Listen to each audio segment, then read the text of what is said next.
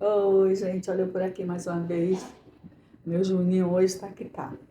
Mas isso é o de menos, não é mesmo? Hoje eu vou deixar aqui um trecho do Augusto Cury, que fala sobre a solidão intrapsíquica de Deus. Alguma vez você já passou aí pela sua cabeça que Deus poderia ter sentido solidão antes de qualquer coisa existir, antes da humanidade existir? Pois é, quando eu li esse trecho pela primeira vez, eu fiquei pensando, gente, que doideira, como assim Deus Todo-Poderoso sentir solidão? Só que ele explica que a solidão de Deus, ao contrário da solidão dos humanos, né, que a gente vive querendo fugir desses momentos únicos com a gente mesmo, a gente vive querendo ocupar esses espaços onde a gente poderia criar uma relação com nós mesmos. Deus aproveitou esses momentos com Ele mesmo antes de tudo ser criado, quando nada existia, só existia ele, para se interiorizar, para criar uma relação consigo mesmo. E foi assim uma relação riquíssima. Eu tenho certeza que você vai se encantar, porque cada vez mais nós ficamos próximos a Deus. Quanto mais entendimento a gente vai buscando, mais a gente se aproxima dessa energia universal, de quem nós somos realmente, verdadeiramente. Deus, Ele quer que seus filhos, suas criações, suas fagulhas interajam com ele. Conversem com ele como a gente conversa com alguém normal. E isso é muito bom. A impressão que eu tenho quando eu estou lendo um livro que tem esse entendimento, essa clareza, que é de alguém, no caso como o Augusto Cury, alguém que ainda está aqui, que parece que é alguém que está próximo, né? Porque está ali fisicamente, a gente está vendo ele na televisão, ele falando. Augusto Cury é um psicólogo famoso, um escritor, enfim. Quando ele fala de Deus assim tão abertamente, nossa, é muito maravilhoso. Aí eu vejo tudo que eu busquei até agora, todo o entendimento que eu venho pegando daqui e dali faz sentido. Então vamos lá. A solidão intrapsíquica de Deus. Deus é envolvido pela solidão intrapsíquica. Ela o impulsiona a ser um viajante nas trajetórias do próprio ser. Devemos nos lembrar que essa solidão, longe de ser negativa, é uma dádiva que alimenta a interiorização, a reflexão e a meditação. Se Deus é um ser consciente de sua identidade, da sua individualidade e da sua personalidade, ele provavelmente experimenta a solidão intrapsíquica nos mais diversos níveis. Mas como Deus superou essa eterna solidão? Como a superou pelos séculos dos séculos, antes de ter as primeiras fagulhas de sua criatividade? Sinto calafrios em pensar na imortalidade de Deus e na possibilidade de ele ter vivido um tédio inextinguível. Quase que não sai, gente. A única explicação filosófica e psicológica que vem à minha mente é que duas grandes causas impediram que a imortalidade de Deus Pai, eloquentemente proclamada no Sermão da Montanha, comprometesse a sua saúde psíquica e seu encanto pela existência. Essas causas tecem o segundo segredo subjacente na oração do Pai Nosso. Primeiro, a emoção desse Pai só não explodiu de tensão porque deve constituir uma fonte inesgotável de prazer. Segundo, ao contrário dos humanos que usam mal seu tempo, Deus usou seu intelecto na eternidade passada para realizar um eterno encontro consigo mesmo, para gerar inumeráveis e intermináveis autodiálogos. Sem essas duas causas, Deus não teria fôlego para, depois de incontáveis milhões de anos, se colocar como um pai, e muito menos para ter paciência com a humanidade e falar-lhe de amor. Vejamos de que maneira. Jesus, certa vez, deixou assombrado uma mulher da Samaria ao apontar a emoção de Deus como fonte borbulhante de satisfação. João 4,14. Ele estava diante de um poço sob o sol do meio-dia. Sedento, ele gentilmente lhe pediu água. Sabendo que Jesus era judeu e que os judeus raramente conversavam com os samaritanos, a mulher questionou sua aproximação e sua humildade. Surpreendendo-a, ele disse que, se ela soubesse quem ele era, lhe pediria água, e ele lhe daria uma água viva que jorraria por toda a eternidade, satisfazendo-a plenamente.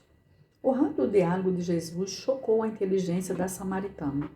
Ela ficou extasiada e confusa diante desse homem enigmático. Ele tinha sede biológica e ela tinha sede psicológica. Ele pediu-lhe água, ela pediu-lhe prazer. Dai-me de beber dessa água. Os diálogos de Jesus sempre foram sintéticos, mas com amplos significados. Ele teve a ousadia de falar de uma fonte de prazer que permearia todos os becos da personalidade daquela mulher e seria capaz não apenas de saciá-la no presente, mas de esmagar o tédio e romper as amarras secretas de sua solidão por toda a eternidade.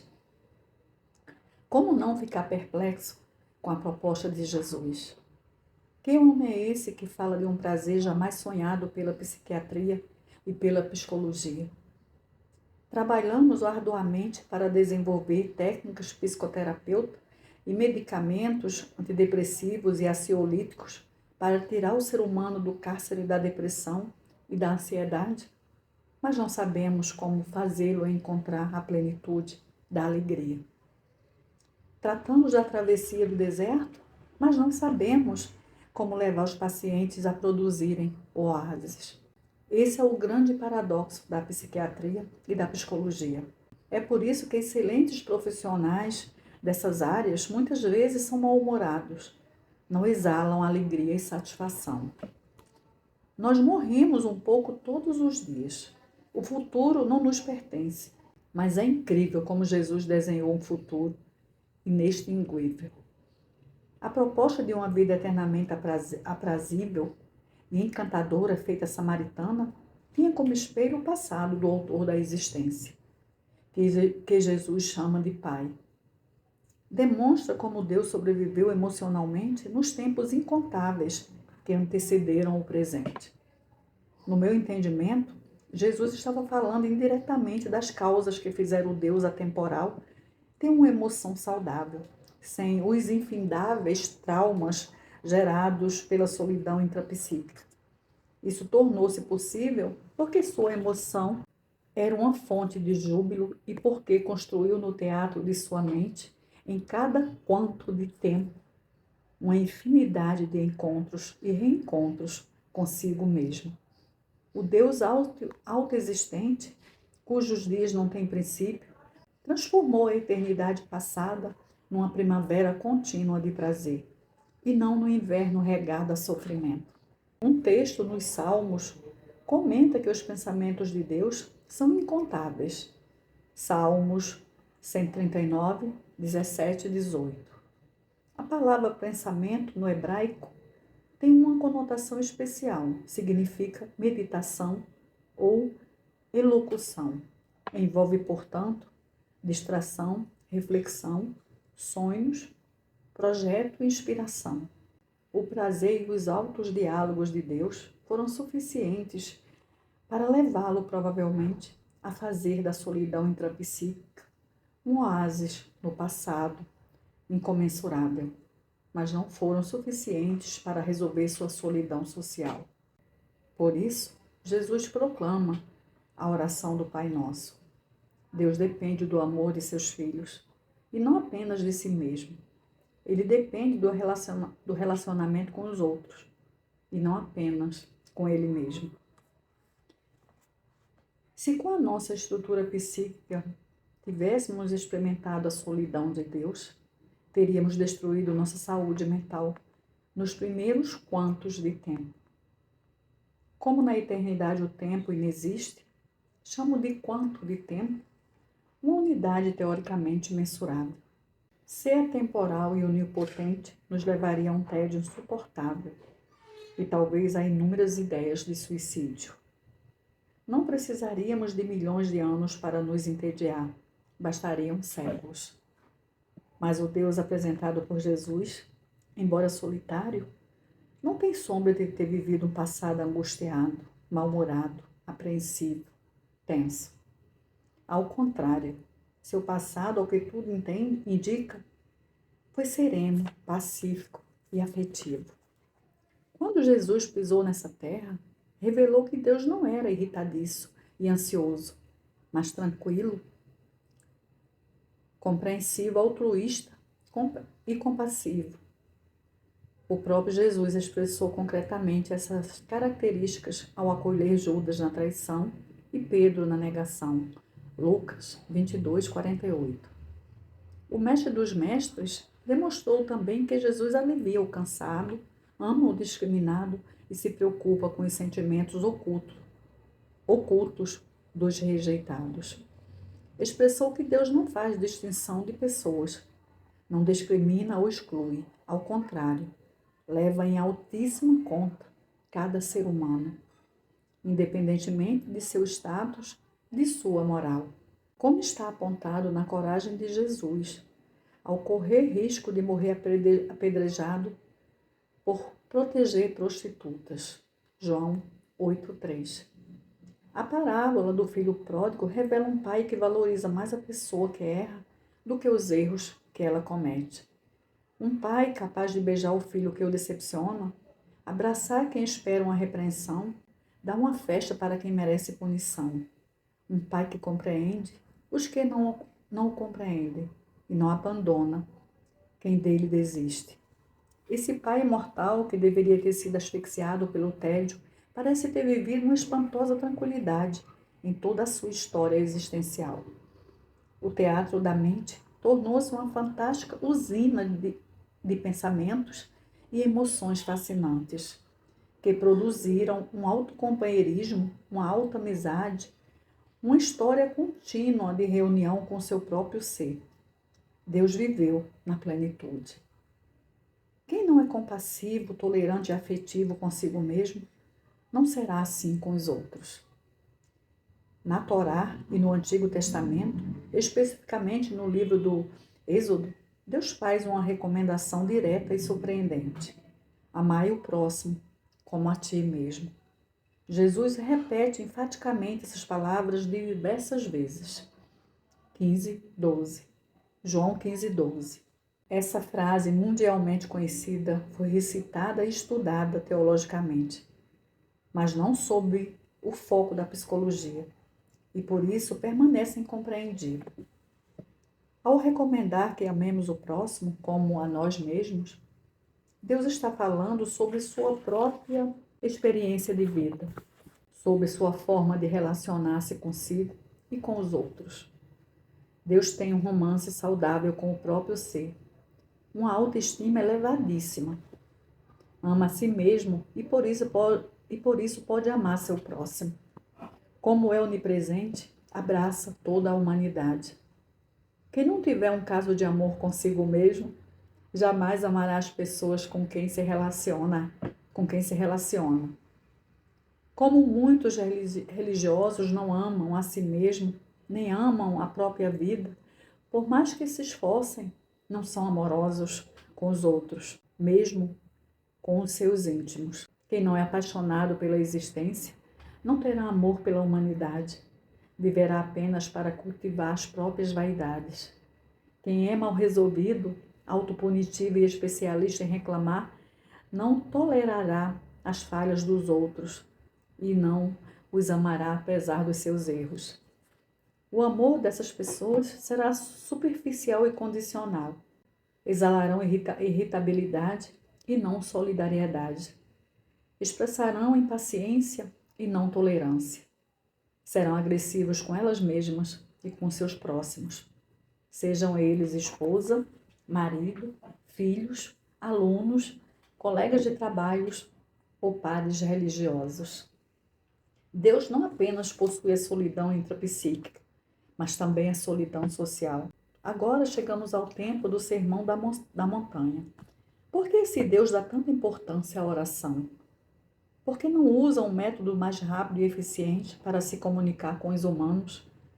Por que não prefere uma forma automática de contato e transmissão de dados como a realizada pelos computadores? Nada parece tão arcaico quanto orar, seja com palavras, gestos ou pensamentos. mas nada é tão insubstituível quanto a oração, que seja ela qual for, representa uma forma de diálogo entre o ser humano e Deus. As coisas mais importantes da vida não se resolvem rapidamente. Um pai pode saber de todos os conflitos e necessidades dos filhos, mas ainda assim precisa que o filho se abra, se comunique, revele seus sentimentos. Não basta saber, é preciso cruzar os mundos. Devido à solidão social indecifrável, Deus, ao que parece, tem uma necessidade capital de encontro com outros seres, não bastando os encontros com Ele mesmo. Porque esse desejo ardente de se relacionar com a humanidade, apesar das falhas, injustiças e loucuras humanas. Se Ele é o diretor do roteiro da vida, e não fruto da nossa imaginação, por que suporta as sociedades tão conflituosas e não cria outra espécie menos problemática? Na época em que eu me indagava sobre isso, imaginava que Deus era uma utopia da mente e que, se existisse, certamente nos descartaria. Mas a arte de pensar mudou minhas rotas. O grande motivo dessa mudança foi perceber que a psique humana possui o mesmo nível de complexidade da mente do próprio Deus. Embora o ser humano não tenha a sua qualidade divina, seu poder e muitos dos seus atributos, se Deus desistir da humanidade, será obrigado a conviver com sua solidão social. Poderá ter milhões de outras espécies, mas deixará de ser o Pai Nosso. O Gênesis, o livro que a ciência pouquíssimo estudou, diz que o ser humano foi criado à imagem e semelhança de Deus. Isso é uma fábula da Bíblia? Não parece ser. Do ponto de vista psicológico, as peças aqui descritas se encaixam. O ser humano diverte, anima, encanta, emociona e inspira Deus, bem como o frustra e o decepciona. 2000 anos de história se passaram desde que Jesus esteve aqui, mas para quem viveu uma eterna solidão, foram apenas segundos. Apesar de sua dimensão, Deus é capaz de ouvir uma simples oração, de prestar atenção num sussurro de dor. Ter perspicácia para compreender o que as palavras jamais disseram. Para ele, o miserável vale tanto quanto um rei. Uma pessoa solapada pelos próprios erros tem o mesmo peso do mais puritano dos religiosos. Um iletrado alça voo na sua inteligência da mesma forma que o intelectual. Deus pode ter criado inúmeras criaturas em outras dimensões, como aponta Paulo, o apóstolo tardio. Mas no Pai Nosso, Ele faz tudo para nos alcançar, conquistar, envolver. Discordo do antropocentrismo que coloca o ser humano como centro de tudo, pois não honramos a arte de pensar, somos egocêntricos e temos pouco empenho em preservar a vida e o meio ambiente. No entanto, é impossível não concluir que a humanidade mexe com as entranhas do Deus propalado por Jesus Cristo. Não é uma religião que está em jogo, nem um conjunto de dogmas de adoração, mas uma necessidade psíquica de Deus. Muitos leitores talvez não consigam vislumbrar plenamente essa questão. Deixe-me dar um exemplo. Imagine que só exista uma pessoa nesse exato momento vivendo na Terra. Quando ela anda, só se ouve seus passos. Quando desperta, não há ninguém à sua volta. Vamos nos colocar no lugar dessa pessoa. Ela é a mais rica e poderosa, possui inúmeros bens e tem o mundo aos seus pés. Entretanto, quando caminha, só seu coração pulsa. Quando acorda, só ela desperta. Não terá atritos nem frustrações sociais. Ninguém a perturbará, não sofrerá críticas nem rejeições. Aparentemente, essa pessoa vive na mais excelente atmosfera de paz. Mas quem deseja essa paz? Quem deseja todo esse poder? O mais miserável dos seres humanos não suportaria tal solidão. Por mais bem resolvido e feliz que seja o autor da existência, ele quer varrer do dicionário da sua existência a solidão social. Certa vez uma dentista me disse, entristecida, que se sente só no meio da multidão. É bem-sucedida, mas vive sequestrada dentro de si mesma. Seu marido, seus filhos e amigos não a conhecem, não a descobrem.